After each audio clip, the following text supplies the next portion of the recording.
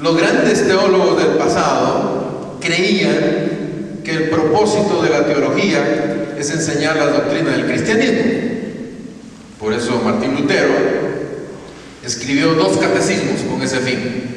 Uno que le llamó Catecismo Mayor, para enseñar a los adultos, y otro el Catecismo Menor, para enseñar a los niños.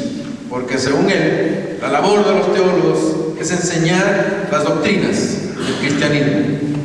Otros han caracterizado la teología como un intento de relacionar la fe con la razón, especialmente en la era moderna, y vamos a ver más adelante cómo en ese intento algunos fracasaron, ¿no? Y fracasaron estrepitosamente al tratar de poner la fe en cierta manera un producto que fuera digerible para la mente moderna, y que la mente moderna no tuviera que estar lidiando con ciertas cuestiones que, por ejemplo, se revelan en la Escritura. Ahí está el famoso Bullmann, Oscar Bullmann, el alemán, que habló de una desmitologización del Nuevo Testamento, y es lo que él quería decir con eso era quitarle al Nuevo Testamento todo aquello que no puede ser comprobado por los ojos de la ciencia, y lo puso en la categoría de mito. Y por ejemplo, los milagros son un mito, ¿no? Y simplemente hay que elaborar un evangelio que sea mucho más digerible para la mente moderna. Bueno, y ahí salió toda la famosa teología liberal que tenía sus propuestas en esa línea. Entonces, vamos a trabajar con una definición funcional. Teología es la reflexión acerca de Dios,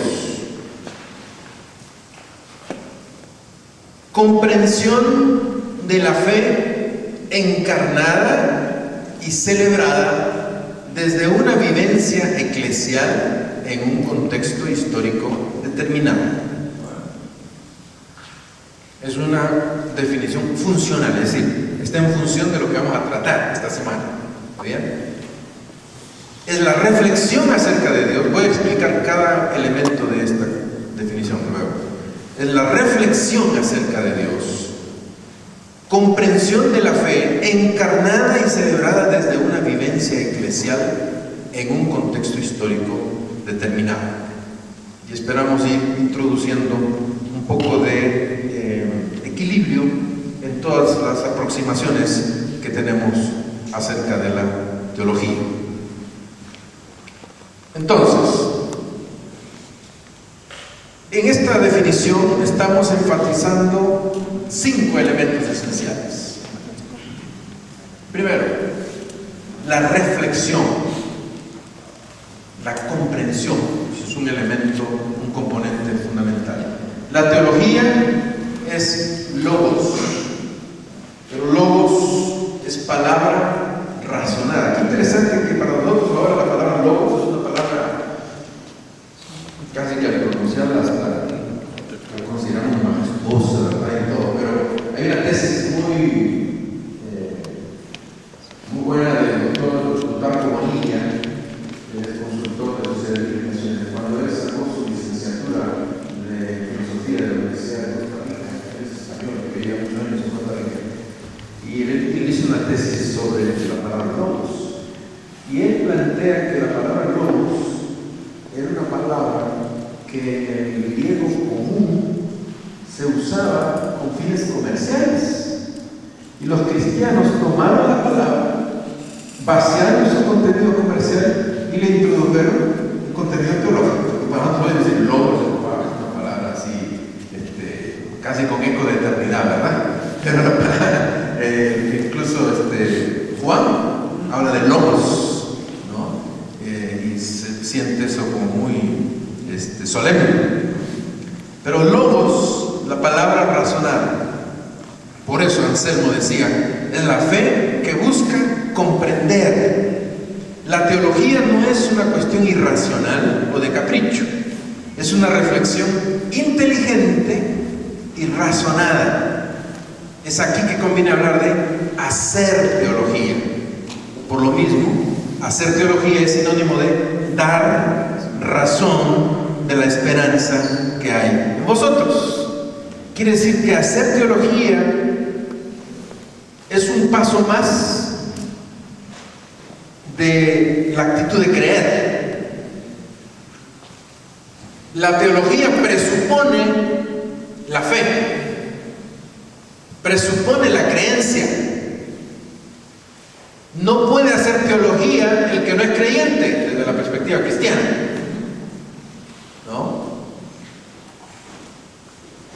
Yo tuve una experiencia muy interesante cuando estuve visitando Europa la primera vez, y el amigo con el que me quedaba me dijo: ¿quieres ir estaba en Suiza, ¿quieres ir a la iglesia este domingo? Le digo: sí.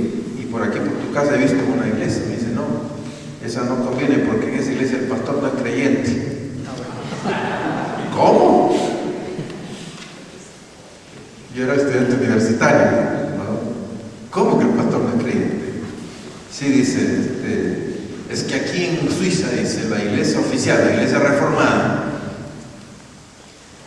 quien contrata a los pastores es el gobierno, porque es la iglesia oficial. Quien les paga a los pastores no es la congregación, sino el gobierno, la iglesia reformada.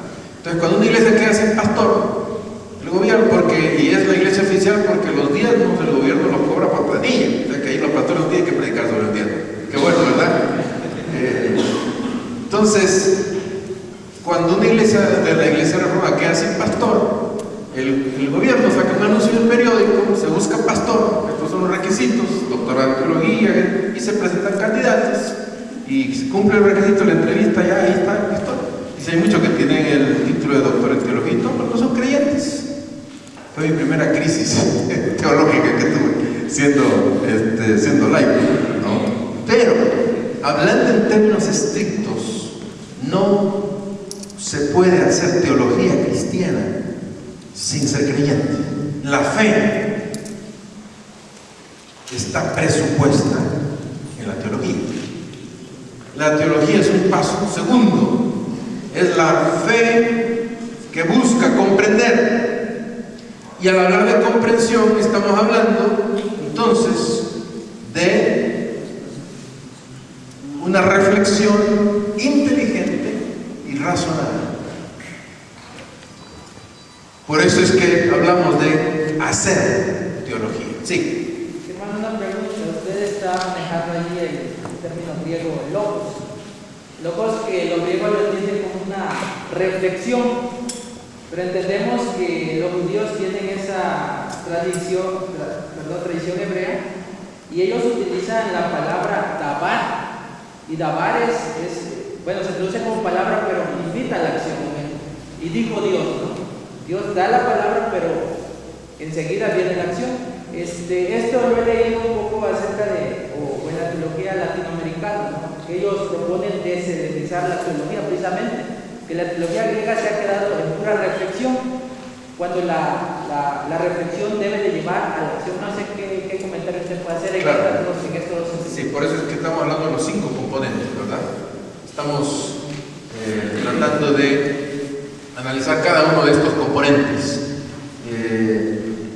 Lo interesante es que la elaboración de la fe, la elaboración que hace la fe para comprender a este Dios que se ha revelado, es una elaboración que adquiere su punto máximo en la experiencia de la iglesia primitiva, en el Nuevo Testamento, ¿no? Porque mientras la fe en Dios operó en el marco de la cultura judía, otros fueron los parámetros. Pero la iglesia cristiana, al salir de la caparazón judía y encontrarse con el mundo helénico, vino toda una transformación. ¿Por qué? Porque la teología se hace en un marco cultural específico. La teología no es divina, la teología es terrenal, es construcción terrenal, es construcción histórica, y en esa construcción histórica entra en juego la cultura. Y uno dice: ¿por qué entonces los apóstoles se metieron en líos introduciendo evangelizando a la cultura helénica y tenían que, de alguna manera, aprovechar de los conceptos. Por ejemplo, el concepto de la adopción que empieza a usar Pablo no es un concepto judío, es un concepto romano, pero luego queda incrustado en la teología sistemática, incluso en la época patrística, ¿no? Y hablamos del ordo salutis, ¿no? De que después de la justificación, después que hemos sido justificados, somos ¿qué? Adoptados a la familia de Dios. Pero eso no es un concepto netamente bíblico, digamos, que viene de la fe judía. Ese concepto salió cuando la iglesia incursionó ya en la cultura greco-latina, ¿no? Porque la teología es una construcción histórica, terrenal, ¿no? No hay teología que descienda del cielo. Lo que Dios hace es revelarse, pero la teología es construcción humana. Entonces, el primer componente tiene que ver con reflexión. Y cuando hablamos de reflexión, de comprensión, estamos diciendo que lógicamente es una reflexión inteligente y razonada. Ya vamos a ver luego la base de esa reflexión, ¿no? Por eso es que el apóstol Pedro habla de dar razón de la esperanza. Quiere decir, dar razón es ya una elaboración de la esperanza que tengo. No es la fe a secas. Es cómo elaboro esa fe para comunicarla, dar razón de la esperanza que hay en vosotros. ¿Está? ¿Sí? La definición etimológica de elogía es aplicación de razonamientos lógicos a un asunto. Entonces, en ese sentido, esto tiene razón, es la reflexión razonada, aplicación de lógica al concepto de Dios. Claro, solo que en el término teología, a diferencia de otras logías, psicología, sociología, ¿no? El asunto del que tratamos es complicado, y eso es lo que nos complica la vida, ¿no? Pero sí es muy cierto lo que usted dice, ¿no? Es discurso sobre, discurso razón, discurso elaborado, pero el objeto, para ponerlo así, del discurso es el que nos ha complicado la existencia, ¿verdad? A lo largo de varios siglos. Pero así tiene que ser, así tiene que ser. Un segundo componente, Dios. Porque recuerden que es una reflexión sobre Dios. El carácter distintivo de la teología es que su núcleo de estudio es Dios. Y por lo tanto el conocimiento de Él sigue un camino diferente a otros objetos de estudio. Dios no es cognoscible directamente. Le conocemos porque se ha revelado en función de un proyecto creador y restaurador. Nuestro conocimiento de Dios es un conocimiento mediado, no es un conocimiento directo. A Dios nadie le ha visto, jamás, nadie, dice la Escritura, ¿verdad? Él se ha revelado, y se ha revelado primero en un proyecto creador que fracasó. Génesis 3, ¿verdad? Fracasó. Y luego pone en marcha un proyecto restaurador con la convocatoria a un pueblo de Israel que tiene una vigencia histórica. Entonces seguimos el rastro de este Dios que se revela, que se muestra, que se da a conocer. Lo que sabemos de Dios es lo que a Él le ha dado la gana revelarnos, nada más. Queremos saber más cosas de Él, pero no las ha revelado.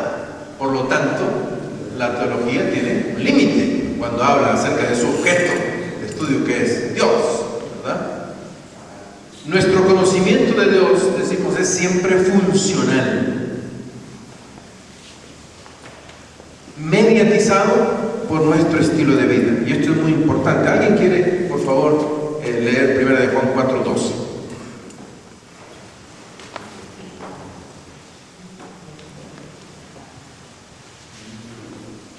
Primera de Juan 4:12. Como dicen los pastores brasileños cuando dan una cita, dice, si ya la encontraron, digan amén, y si no, digan misericordia. Porque ha visto jamás a Dios, si nos amamos unos a otros, Dios permanece en nosotros y su amor se ha perfeccionado en nosotros. Interesante la expresión de Juan, ¿verdad? Nadie ha visto jamás a Dios, pero si nos amamos unos a otros, por eso decimos que está mediatizado por nuestro estilo de vida. Nuestro conocimiento de Dios no está en función de lo que estudiamos en los cursos de teología. Nuestro conocimiento de Dios no está determinado por el grado de información que tenemos, teología 1, teología 2, teología 3, teología avanzada, teología plus avanzada. No, nuestro conocimiento real de Dios está determinado por un estilo de vida que responde a las demandas de Dios. Eso nos capacita para conocer a Dios. Podemos tener mucha información teológica, pero no conocer a Dios. Eso es muy importante, ¿no? Por eso es que decimos que la teología tiene como una premisa, la fe. Y fe tienen todos los creyentes, por lo tanto, todos están habilitados para hacer teología. ¿Qué tipo de teología están haciendo? Esa es otra cosa. Vamos a hablar de los niveles ahí. Sí, alguien viene a mano por ahí. Un maestro era filósofo católico. Él afirmaba, se confesaba como cristiano, pero filósofo. Entonces, él decía que la mayoría de los filósofos de la religión actuales no son religiosos. Entonces, decía que de ahí la problemática religiosa la están estudiando personas que no ejercen una fe. Y entonces, su discurso no nos ayuda a los creyentes a poder utilizar frecuentemente algunas categorías o elementos que utilizan ellos, porque los hacen desde una trinchera que es ajena a la fe. Entonces, dice, nosotros desde ahí nos planteaba la necesidad de, si bien es cierto que académicamente pueden ser reconocidos como filósofos de la religión, en relación a la verdad y a la fe, no pueden ser reconocidos como personas que están integradas a la fe y que desde ahí reflexionan, ¿no? Ellos reflexionan desde esta trinchera para explicar la fe, explicar la relación con Dios, con ese Dios del que la humanidad busca o depende, etc. Sí, porque la filosofía de la religión se acerca a estudiar la religión desde el punto de vista fenomenológico, no desde el punto de vista de la fe como tal. Entonces, lógicamente, y cuando se habla, hay universidades en Europa que tienen doctorados en ciencias de la religión, y no necesariamente necesita ser creyente para sacar un doctorado ahí, ¿no? Yo sé que nuestro seminario en Costa Rica utiliza el término maestría en ciencia de la religión, que es un nombre muy ampuloso realmente, ¿verdad? Porque cuando uno ve el pensum de la maestría, para nada estudian las ciencias de la religión, ¿verdad? Es un título que suena muy bonito, una maestría en ciencia de la religión, pero que no tiene como contenido nada que tenga que ver con las ciencias de la religión como tal, ¿no? Pero lo fundamental aquí es el hecho de ir captando estos componentes de esta definición con la que estamos trabajando, ¿no? Hablar o hacer teología es hablar de Dios, pero no de una manera impersonal y estática, sino de manera personal e itinerante. Lo personal hace alusión a la relación. Lo personal, diferente a individuo, a individual. Cuando entonces hablamos de Dios, podemos hablar de Dios académicamente sin tener un compromiso con Dios, se puede, pero esa no es teología cristiana, ¿verdad? Itinerante en el sentido de que somos seres históricos, de que nos toca como pueblo cristiano, pueblo de Dios, vivir en diferentes momentos históricos. Por eso es que la teología tiene que ser itinerante. No nos sirven del todo elaboraciones teológicas de la época media, de la Edad Media. ¿Por qué? Porque no estamos viviendo en la Edad Media, ¿no es verdad? Aún las teologías académicas, los teólogos que han escrito, siempre están dialogando históricamente. Por eso es que cuando leemos a Orton Wiley hoy, nos queda como un poco trunco el diálogo con él. ¿Por qué? Porque Wiley está dialogando con su época. Él alcanzó a dialogar. Ustedes, los que han estudiado bachillerato y licenciatura en teología en un seminario nazareno, lógicamente han bebido Wiley, ¿verdad?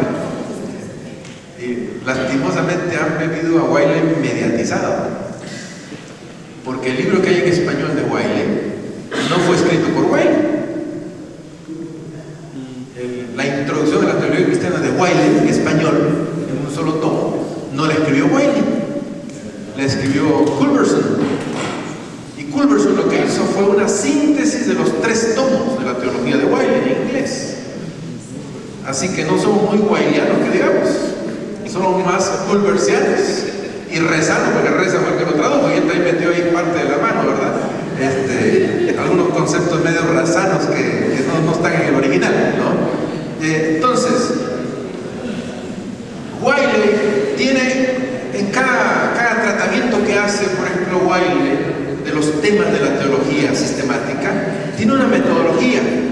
Él define un asunto, luego un primer círculo es la exploración bíblica, un segundo círculo es la exploración patrística y un tercer círculo es lo que él llama la teología contemporánea, pero de su tiempo.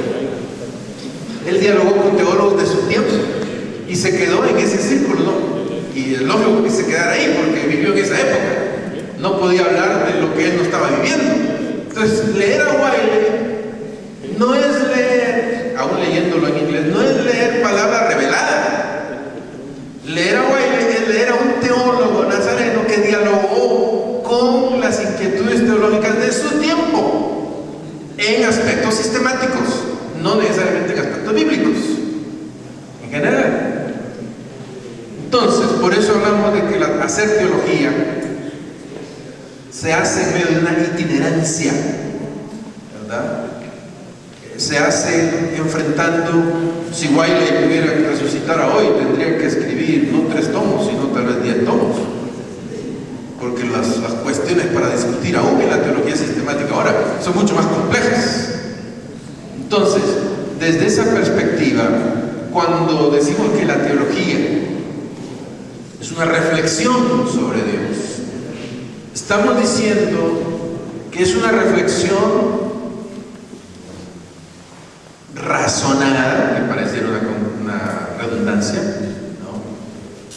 Una reflexión sistemática, no de la teología sistemática, pero una reflexión que tiene un proceso, que requiere ciertas herramientas, una reflexión sobre Dios, pero que implica una fe, que implica una relación personal con ese Dios, y también, vamos a ver más adelante, una ubicación histórica específica. A eso estamos hablando, de una reflexión sobre Dios. No es solo cerrar los ojos y pensar en Dios, eso no es teología. Eso no es teología, ¿no? Tercer componente, la fe encarnada y celebrada. Esta revelación de Dios demanda una respuesta humana, que es lo que llamamos la fe encarnada y celebrada. Hacer teología nace y se nutre a partir de una experiencia de fe. Es la fe vivida en respuesta a la iniciativa que proviene de la gracia y del amor de Dios, manifestado en Jesucristo por la fuerza de su Espíritu. Y es la fe proclamada cuando la confiesa una comunidad de creyentes. Entonces, la fe es el fundamento de la vida de todo o toda creyente y de todo teólogo, teóloga. Fe es descubrir el verdadero sentido de la vida, de la historia y de toda la creación. Surge de la voluntad, descubrir que el verdadero sentido de la vida, de la historia y de toda la creación surge de la voluntad de Dios que se manifiesta en el reino. A esto nos referimos con fe encarnada y celebrada. La fe da sentido a nuestra existencia, pero no un sentido de antes era pecador, ahora ya soy creyente. No, esa es la primera parte. Esa es la fe básica, elemental. Da sentido desde la perspectiva de que a partir de ahora mi proyecto de vida está construido a partir de un marco de referencia que antes no tenía. Y ese marco de referencia surge de la voluntad de Dios que se manifiesta en aquello que llamamos el reino de Dios. Por eso es que el discipulado es fundamental. El discipulado da contenido a nuestra fe. Y ese contenido de la fe la lleva luego a reflexionar sobre cómo vivir esa fe en el contexto específico en el que estamos. Y ahí surge la teología. Estuvo de moda hace algunos años con toda esta corriente neoliberal como propuestas para salir de la crisis en los diferentes países. Estuvo de moda una corriente en el campo de la economía, donde muchos economistas decían: la economía es una ciencia técnica, no ética. Sus planteamientos están fuera de toda consideración ética. Hay que hacer esto porque hay que hacerlo. Y lo que estaban diciendo estos señores era una barbaridad, porque por más que queramos hacer de la economía una ciencia exacta, técnica, sin cuestiones éticas, en la práctica la economía es profundamente ética. Tiene que serlo, aunque no lo reconozcan los que diseñan ciertas soluciones económicas.